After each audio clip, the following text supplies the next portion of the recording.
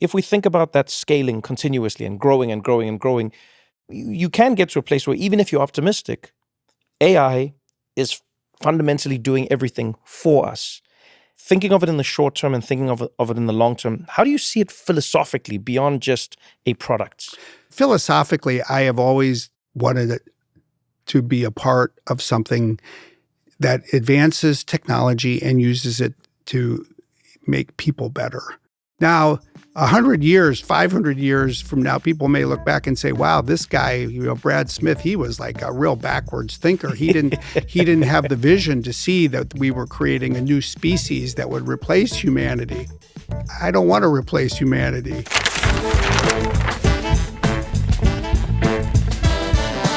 This is What Now with Trevor Noah.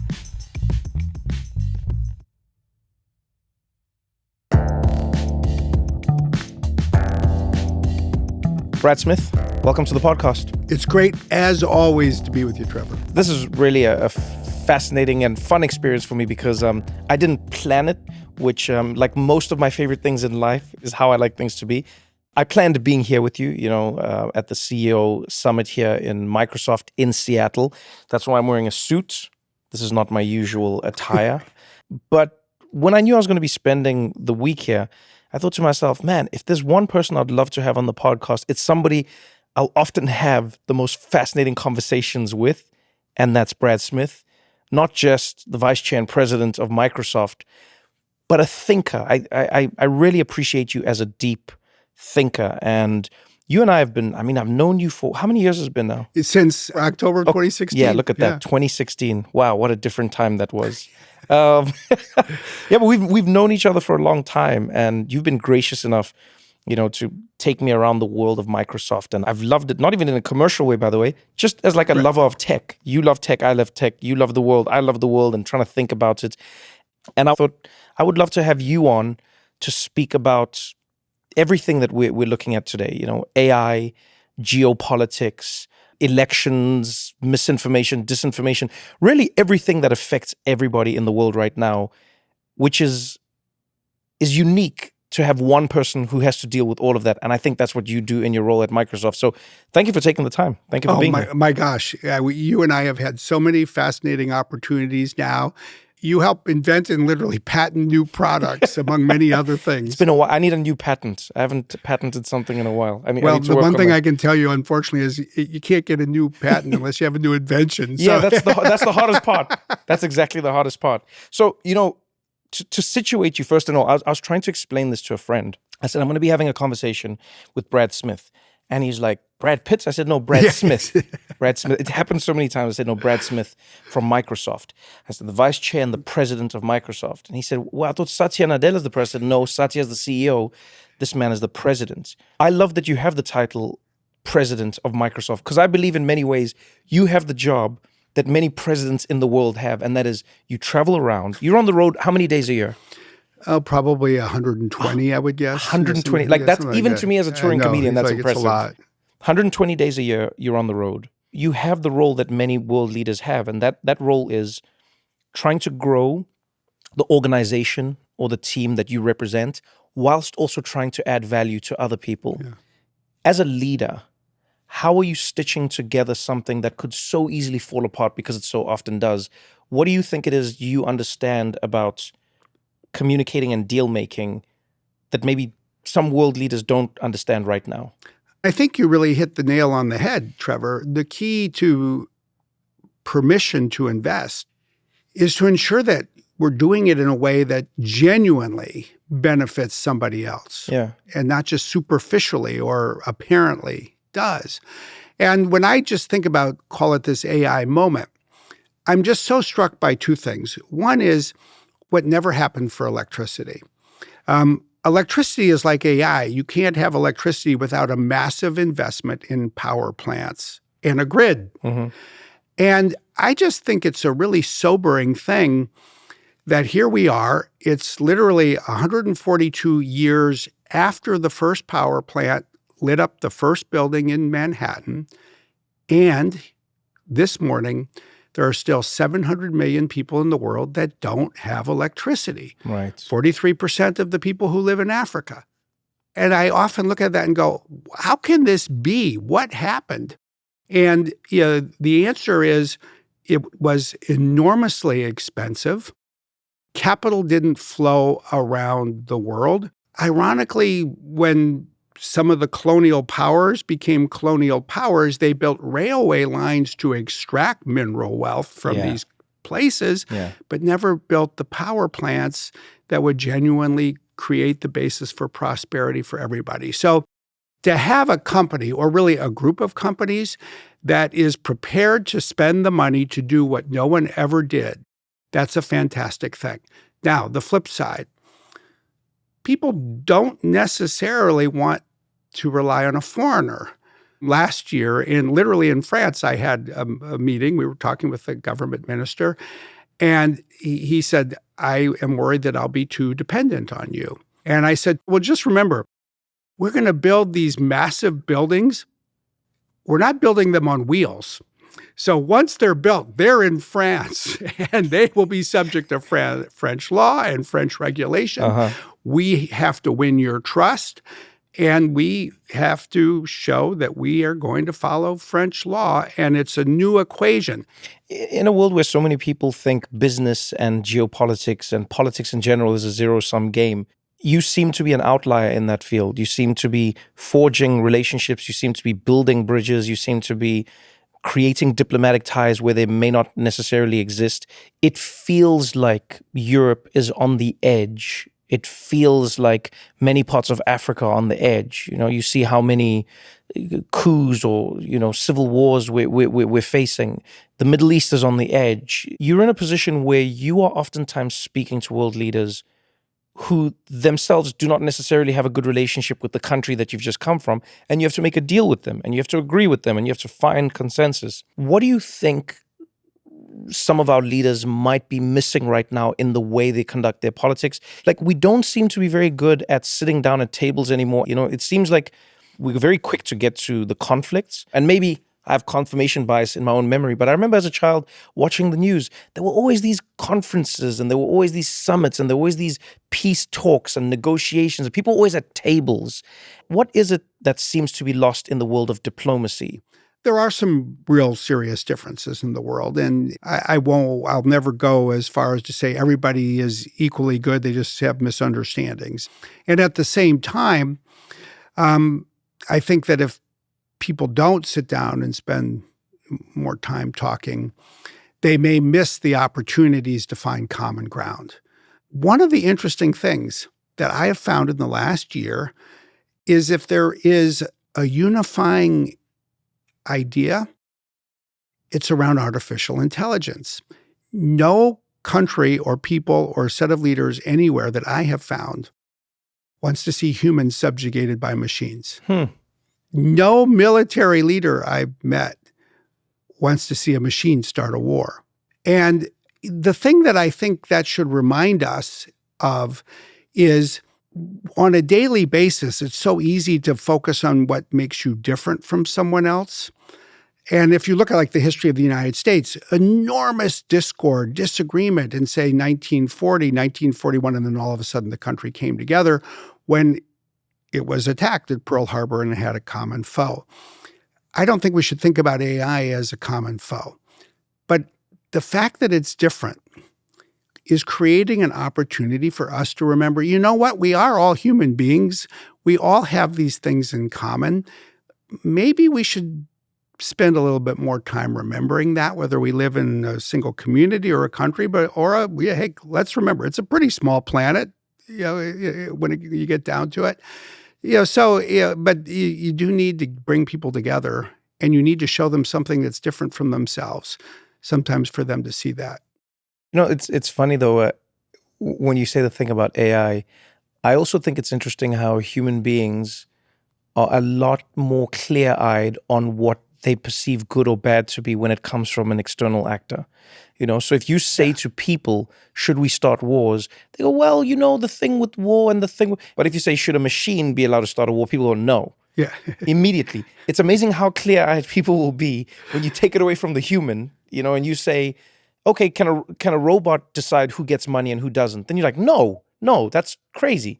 Then you're like, but then why should a person decide that? Well, they're like, well, that's different. And I don't know. I find it interesting because AI, for me personally, is illuminating the human experience. On the podcast, for instance, we spoke to Sam Altman, and this was right after he got like fired and then rehired, and it was the whole debacle at OpenAI that affected Microsoft and everyone really. But Sam speaks about AI from like a pioneer's perspective. Sam thinks about the long-term future, this idea of what it can be, what it can do, and the utopia. And I think, it's necessary for somebody like that who's building it.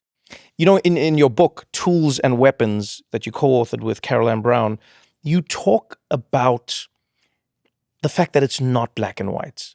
And I really appreciate that point of view, because many people will say AI good, AI bad. But what you argue is, like dynamite that was used to clear paths for cars and roads to be built, and then also used to blow up, people's homes or to wage wars. All technology is a weapon and a tool. Why is it important for us to think about AI as a weapon and a tool, or any tech really? Well, I think it is because any tech, one of the examples we use in our book is a simple one. Like, you can use a broom to sweep the floor. You can use a broom to hit somebody over the head. My mom did both. Yeah. And so sobering when you see that humans are just as ingenious and creative in using technology to do bad things as good things. Yeah. And this does go, I think, to the role that I believe the tech sector is playing better than it did 5 years ago and needs to continue to get better, substantially better, I would say, 5 years from now. Hey, we need to worry about both of this. Let's be excited about all the good things. And I am fundamentally an optimist about all the good things that can be done. But, oh my gosh, if you don't anticipate, if you don't build in guardrails, if you don't use technology to defend against the abuses of technology, its weaponization, that is what happened with social media, to be honest, in my view. It's not that Facebook did not weaponize social media, but the Russians did. Right. Okay. And because people on the West Coast of the United States were so idealistic that they didn't perceive that happening, we were not prepared as an industry. What I find fascinating is I think the healthiest and most successful societies are fundamentally a three-legged stool. There is the government or the public sector, there is business or the private sector, and there is the nonprofit or NGO or civil society. There's three legs. And this is where governments, they absolutely should be pushing and regulating. That's their job. It's where NGOs need to be keeping us all honest by criticizing us and then offering suggestions. But the more powerful the technology, the more formidable the weapon. Yeah. And we got to think about both. People in business say government's too powerful. People in government or the nonprofit community say, no, business is too powerful. And unfortunately, I think that the most politically astute social scientists in the world sometimes work for the Russian government, and they spend an enormous amount of energy trying to sow the dissensions between us. Let's talk a little bit about the Russia thing. Right before the war in Ukraine started, I remember Microsoft was one of the first to issue a warning to the world to say, hey, we think Russia's about to invade Ukraine. And you based this on a wide range of informations. Help me understand this. You are seeing how Russia is trying to either sow dissent in the world or create and disseminate misinformation in the world. And from a US perspective, it seems pretty clear. It's like, this is what Russia's doing. But then in many parts of Africa and in parts of South America, there's a very different opinion on Russia. They go, well, Russia is trying to help us grow crops, or Russia's trying to help us with our power plant technology, or Russia's trying to help us with our science, and the rest of the Western world isn't helping with that. Is that split real, or are we just perceiving the same thing differently? I think most of Europe is united because they've seen Russian tanks and Russian missiles and Russian troops invade the sovereign territory, the soil of Ukraine. I think what the Russians have also done is they do run what we call a cyber influence operation, a disinformation effort on a global scale. The key to misleading the public is to tell a story that just might be true. If it's too fanciful, it will be rejected because people will listen to it and go, no, that's crazy. You need to understand the people that you're trying to impact, and you then need to be creative. You need to weave a tale, if you will, that is just plausible enough. And then you use technology to get it going, sometimes now with deep fakes, but more often not. And then you use social media to fan the flames. One of the more sobering things, if you will, that I remember someone sharing in recent months was somebody who had talked with Navalny when he was in Germany for a time. And he said, you have to remember, they're not trying to persuade people that Vladimir Putin is trustworthy. They're trying to persuade people that no one is trustworthy. Mm-hmm. There's one thing I want to go back to, I guess, in the social media space. TikTok is on everybody's lips right now. I speak to a lot of young people who say, why is TikTok being banned? And I know there's a large community of young people who say, like, TikTok seems so positive. It seems like a space where there's varying opinions. There's niche as well, which is novel for a social media platform at that scale. And then there are people who work in government who say, no, this technology is the enemy of the United States. The Chinese government needs to divest from it in any way whatsoever. You've been in a unique position in that, like, I remember it was reported that, Microsoft was one of the companies that was sort of asked to look at buying TikTok when it was in the Trump administration. So how do you look at this situation? Because it seems a lot more complicated than we would like on the face of it, and then also, is there a world where this thing can continue to exist in a more positive way, or is it even existing in a negative way, or is that just how it's been spun? Well, first of all, I think it would be a shame if TikTok were to go away. Anything that 1 or 200 million Americans decide to use, you want to respect their basic ability to keep doing something that they've chosen to do. I think it would be a shame if it were to go away because there would be less competition in the marketplace. What I would say is, in a way that sort of makes it a little simpler, to be honest, the fundamental issue today is that the Chinese government is not comfortable with American technology services for the Chinese consuming public. That's why you don't see Facebook, in China. You don't see Instagram. You don't see X or Twitter. Mm-hmm. You barely even see LinkedIn. The U.S. government has now taken the same position. It is not comfortable with Chinese technology providing a consumer service to such a large part of the population. The thing that is different is whereas the Chinese, in my opinion, as at the governmental level, basically took action as soon as they saw American services start to grow. Yeah. The U.S. government was slower, and so TikTok became extremely popular. And even the law that Congress passed, that the president signed, banning it could happen, but really what they're trying to do is require the sale of it. Now, then you get to the second question, which is, should governments care about these things? What I've found, and I've always found most striking about TikTok, is that the debate started around privacy, and I think it is relatively feasible to protect the privacy of people's data, even when the service is controlled by a foreign company. But the risk of use for, call it, disinformation, cyber influence operations, and that's where I think that the U.S. government has now decided that it's just not comfortable.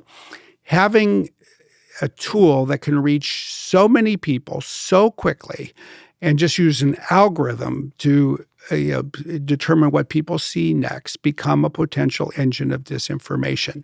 So what is the answer? We'll let the courts figure out whether everything was done properly, et cetera. But I think ultimately, if TikTok needs to be sold, you'd want it to be sold to probably companies and brands that the public trusts. That would enable the service to continue in all the ways that people currently value it. And it could address the concern that emerged in the United States at the governmental level at the same time. We're going to continue this conversation right after this short break.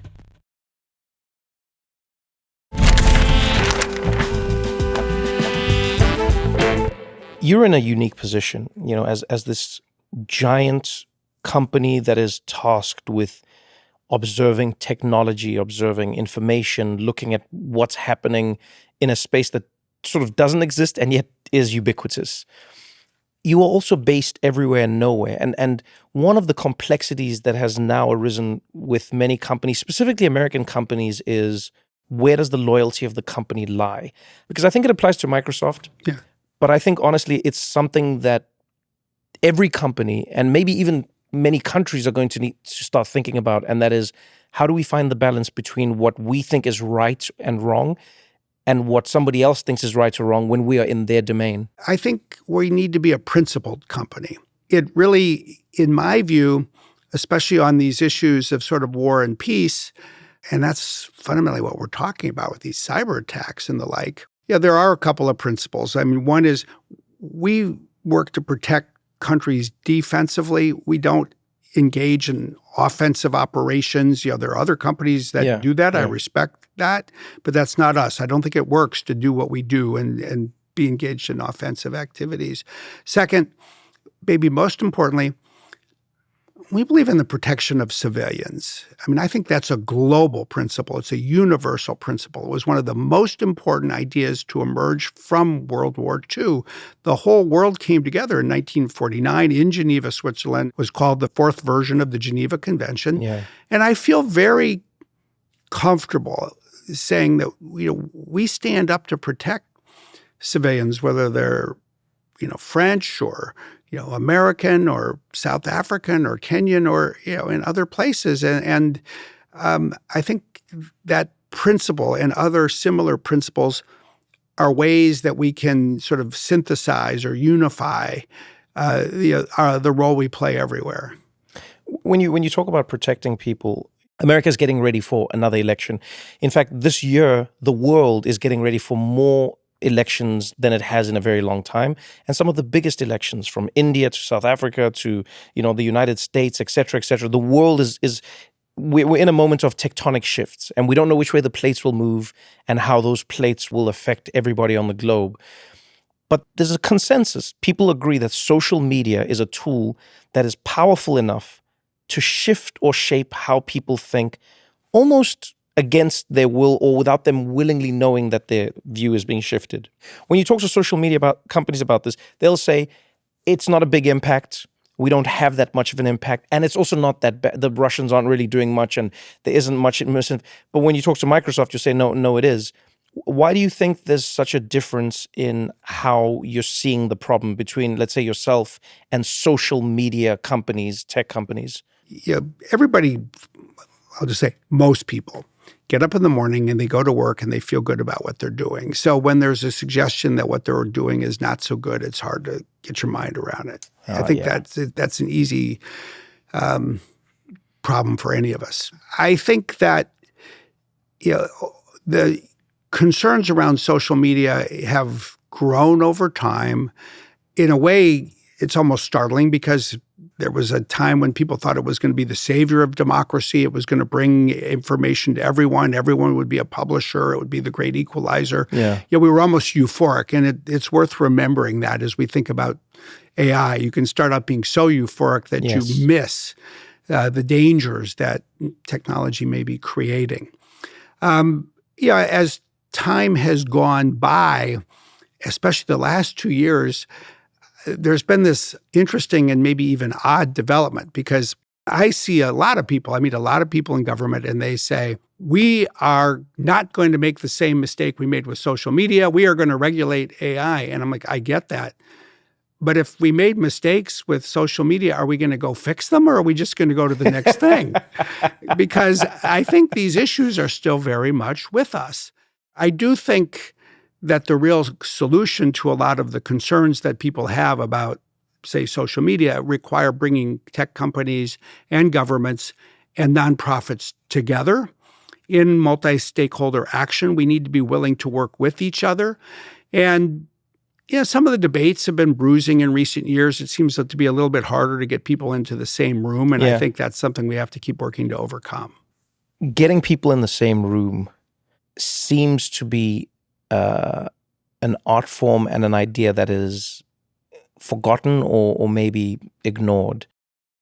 And ironically, we want to get people in the same room in a world where technology is keeping people in their own rooms. How do you look at that on a philosophical level? Well, I think that is a really fascinating and important aspect of all of this. There's two ways one can look at social media and have some concern. One is that it fans the flames of discord or unhealthy comparisons based on what people see. Mm-hmm. But the second is it just leads to more time spent doing things other than interacting with other people, including in the same room. And I think both of these things have come together in a way that makes some of our challenges societally more pronounced. But the other thing that's interesting, this has been the story of technology for 100 years. The automobile connected people that were far apart. You could drive 15 miles and be with people that, frankly, before the automobile, you couldn't really go see. Right. But the moment people could leave a small town, the ties within the town started to weaken. Mm-hmm. People didn't spend as much time with each other. And with each successive generation of technology, the telephone did the same thing. When I was a kid in the middle of the United States, in the 1970s, my parents would complain that my sister or brother and I were spending too much time in the evening talking with friends. We had to argue over who you could. We only one phone line; it was fixed. But that was time that separated the family. Now, to me, the iconic image of, call it, life in most of the world the last 10 years is three family members sitting on a couch, each person absorbed with their own screen and their own phone. So we have to pull each other away from the technology to get each other in the room and counter the force of technology. But then there's a second aspect. Social media has made it so easy to find people you agree with that I think it makes it a little bit harder to get people comfortable spending time with others they disagree with. Yeah. And yet, if you can't sit down with people that you disagree with, I think fundamentally your worldview gets smaller, not larger. You don't build the bridges that are needed to go solve big problems and act with great ambition. So, for all my love of technology, having spent 31 years at Microsoft, I equally feel the limits of it. And it's why I've always been so committed to just getting people to listen to each other and talk with each other. And it's okay that people may say something that's critical of you. Just have a little thick skin. You're going to learn something. Don't go anywhere, because we got more What Now after this.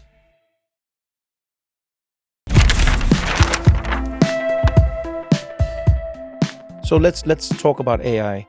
It's interesting to me how every space I go into, everyone is looking at this giant orb from a different side, but the orb is there. It is floating ominously above the earth, and it is AI. So let's start with the weapon side of AI. Let's start with the scary side, the side that keeps you up at night. What are some of the biggest things you think we need to be looking out for as we embark on what could be, by various accounts, the biggest jump in human technology in, hundreds of years, if not ever?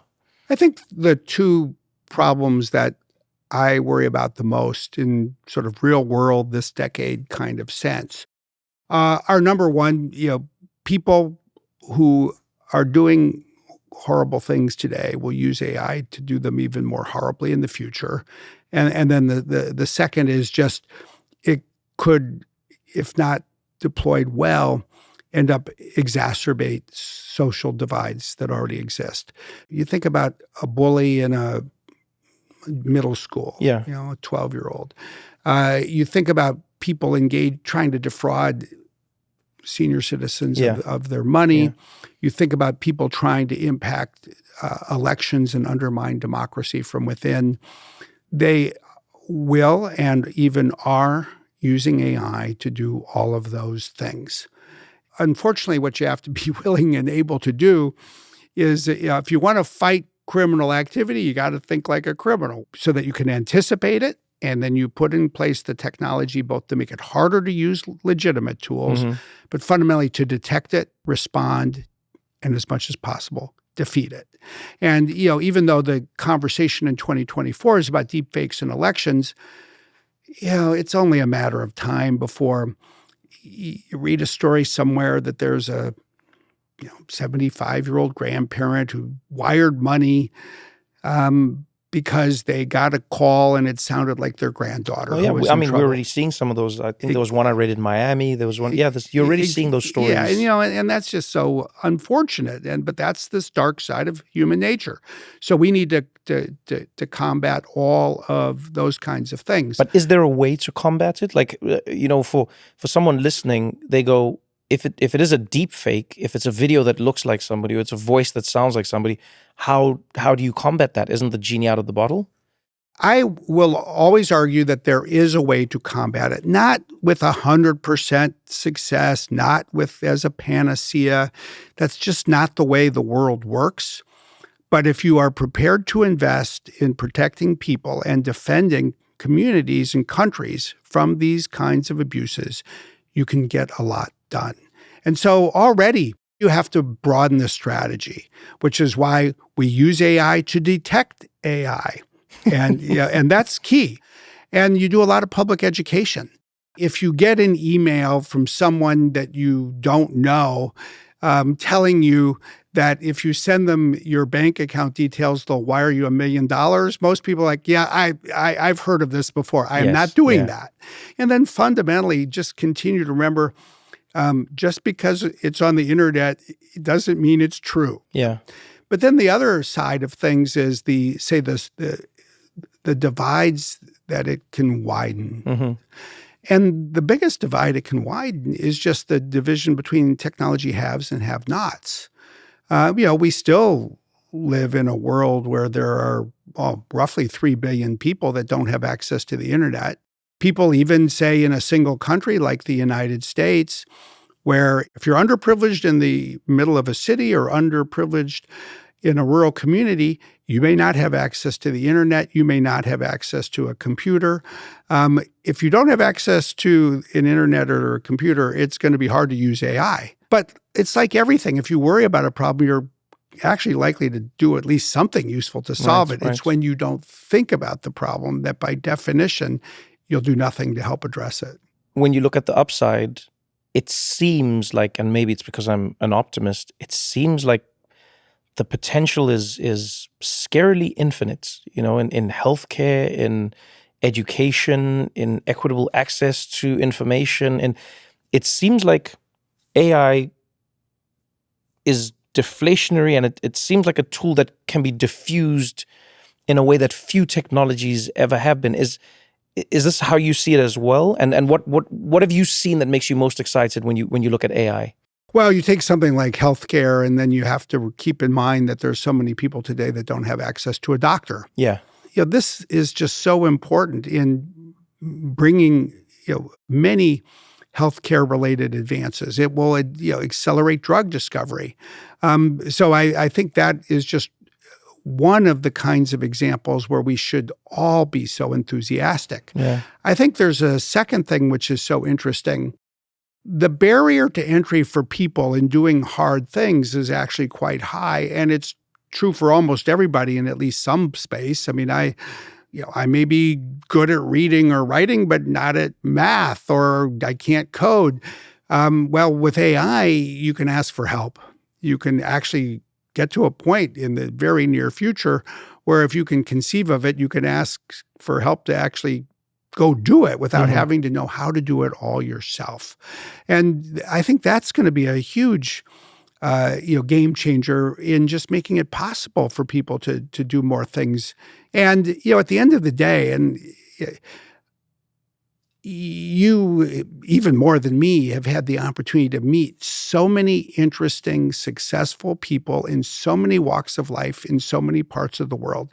And I sometimes think to myself, what is the trait that you see most often in people who have become hugely successful? And I think it's curiosity. Yeah, I agree. And so I think AI is the best thing invented for curious people, and hopefully it will help other people become more curious. When you look at it philosophically, beyond an actual tool, AI has the opportunity to fundamentally shift, like any industrial revolution, what and how humans perceive their value, their purpose, and what they consider work.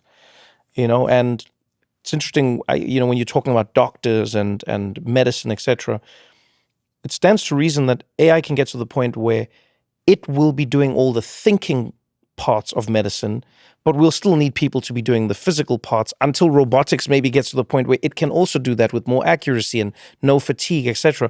So then the question becomes, on a philosophical level, as somebody who thinks quite a lot, where does that leave us? Well, yeah, I've for 2 decades been the person who is in the senior ranks at Microsoft, who sits every week with engineers, but didn't get a degree in engineering or computer science myself. I came from, the liberal arts side. And so philosophically, I have always wanted to be a part of something that advances technology and uses it to make people better, to make humanity more successful. Our whole mission as a company, it's not about technology for its own sake. It's create technology that empowers other people or organizations so they can do something that they couldn't do before. That's the philosophy. I don't want to create a future where people cannot dream new ideas that a machine's already thought of. I mean, and I'm not fundamentally worried about it, because I just think that people who think that a machine can do everything that a person can, I think they're underestimating people and that spark of creativity that people can have. So that's sort of philosophically where I will probably always be. That's the company I want to be part of, that's creating technology that makes people better, doesn't replace people, doesn't leave people with nothing to do except go to the beach. Because I appreciate that it's nice to go to the beach, but when you're on day 700 of going to the beach, I just can't believe it's as much fun as on day 3. I think that's true for everything. That's true for everything. Well, Brad, I could speak to you for hours. Oftentimes I do, but I know whenever I'm taking your time, there's a president somewhere in the world who's wondering. No, I doubt that. But where you are. No, this is true. This is true. So to whichever president I've just kept you from, I apologize. But thank you for spending the time with us. I appreciate the way you think. I highly recommend people read the book, because I do think it's an even-handed, optimistic, but still cautious look at how we see the world and technology. So thank you so much again, my friend. Thank you.